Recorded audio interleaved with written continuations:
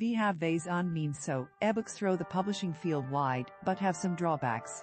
The first drawback is giving readers a way to weed out the truly awful. Not that readers can weed out the truly awful themselves. Of course they can. I weed out bad books by the score any day of the week. I read 2 pages and put them down. Or download the preview from Amazon, then erase it. The problem is even getting to the point you know the book exists, the equivalent of browsing your favorite brick-and-mortar bookshelf and finding new books. Amazon people who bought this also bought does that, if you make it a regular practice of browsing those I do, and of downloading the free samples for the Kindle. I think it's been a few weeks since I bought from them, and the holidays and my anniversary happened in between, so it feels like years fiction-wise allows you to download free samples as well. However, the people also bought is limited. What we need in that respect are the equivalent of the books they used to publish, called What Do I Read Next? I understand the Kindle boards do some of this. That's a beginning to the solution. Of course, the other part of the solution is for writers to do extensive self-promotion, and perhaps there's some sort of co-op or banding together. I'm suspicious of co-ops on an instinctive level. They take extraordinary organization to work to cross-promote. I've been the recipient of recommendations from my fellow authors, notably Larry Correia, who is an excellent writer himself. Well, my sons think he's better than I, and Dave Freer, ditto, and Ilona Andrews, also ditto, and given the same sort of help when I can. Something like that on a greater scale can help. Also, perhaps websites that hold an eternal SF convention where panels are posted on YouTube. Or mystery convention, for that matter. Surely there are some of you fans out there who are devoting every minute of your lives to promoting authors. My question to you is, why not? And my advice is, get to it. The problem of gatekeepers and what I'll call, for lack of a better word, recommenders is more of a problem.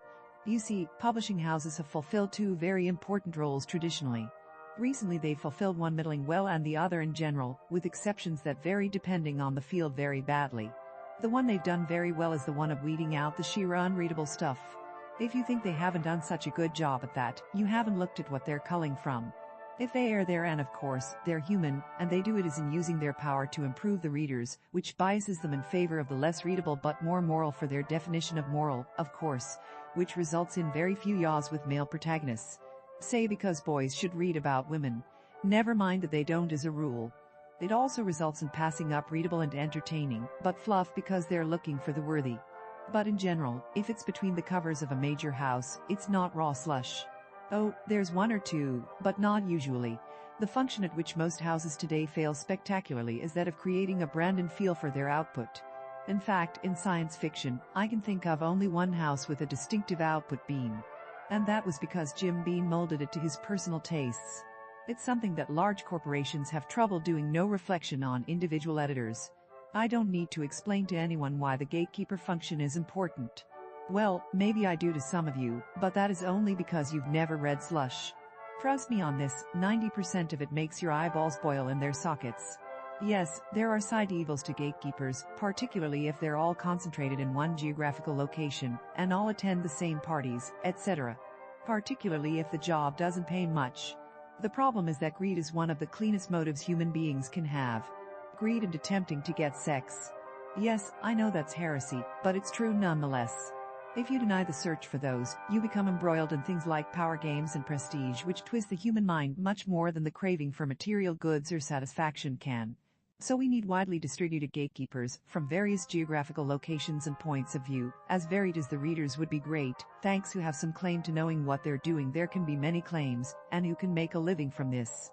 Ideally, these gatekeepers would have some means of self-promotion, and of promoting their authors, and also of introducing authors to each other, and allowing them to form impromptu alliances, which is very needed because writers are often solitary people. For my money, the most apt institutions to step into this role would be literary agencies. Over the last few years they've done pretty much all of the manuscript selection, anyway. More and more they're scattered all over the country, and if they're not catering just specifically to Nick, there will be even more of them. And the best and largest ones already have in-house publicists. If I were head of a literary agency right now, or even a successful literary agent in an agency, I'd be looking very hard at transitioning to e-publisher. Perhaps dip my toe in with a few book stories that I think are wonderful, but which won't fit the very tight market currently. Publishers could do it too, of course, and here is a great opportunity for medium to small publishers to grow very large, just now. Here I must mention that Bean Books were pioneers in e-publishing, and would be the logical house to transition to a bigger part of its inventory online.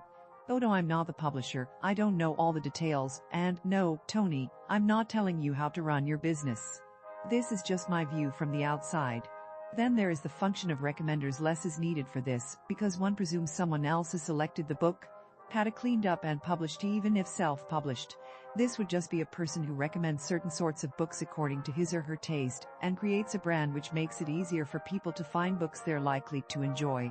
This doesn't require an institution or a reading staff.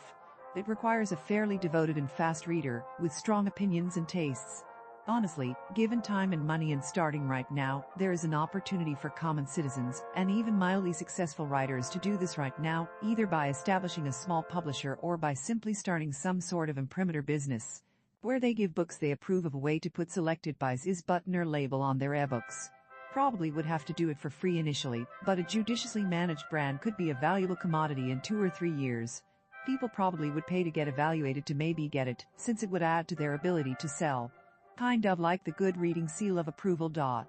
There would have to be several caveats, of course, like having a set and equal fee for everyone wishing to be read and considered, and I'm assuming a smart evaluator wouldn't just be bribed, which would dilute the brand.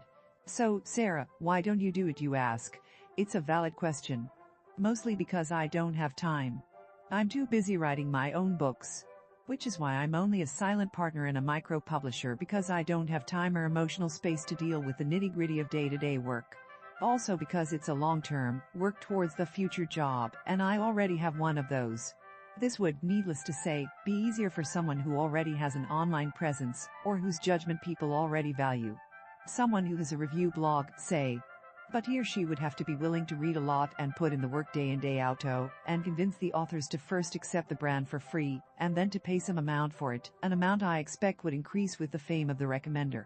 And finally, and this distresses me, because though I belong to 2 group blogs, I really don't tend to ingratiate myself with groups of my colleagues. I suspect it's the too opinionated by half feature of my personality. There are formal or informal alliances of writers. For instance, when I put out full novels on my own, I simply haven't had the time to do it, would be more than glad to give back a book preview space to Dave Freer or Larry Correia, or half a dozen other authors I enjoy. As for the idea that there is no money in publishing, or there won't be if there's so much competition, nonsense. The best 10% will still be the best 10%. People will still pay to see more of those writers. And then there is the sheer differential because of production costs between writer's income per volume. If I made, say, $2 per book, I would only need 10,000 people to buy each book, given that writing 2 books a year is easy to make a passable income. Right now, to make that income, one needs more like 50,000 readers. Now, making money in the millions of dollars might be harder. However, even that I'm not sure of, and I suspect time will prove wrong. However, the scrum at the bottom might get bigger and noisier. That's okay. To an extent, maybe the field will become more of a meritocracy. We'll never eliminate the luck factor completely, but maybe we can reduce it to something less than all-powerful. In other words, I see an open future of more competition, and of potentially far greater rewards for a lot more people. Whether it will happen fast enough that I benefit from it is something else again.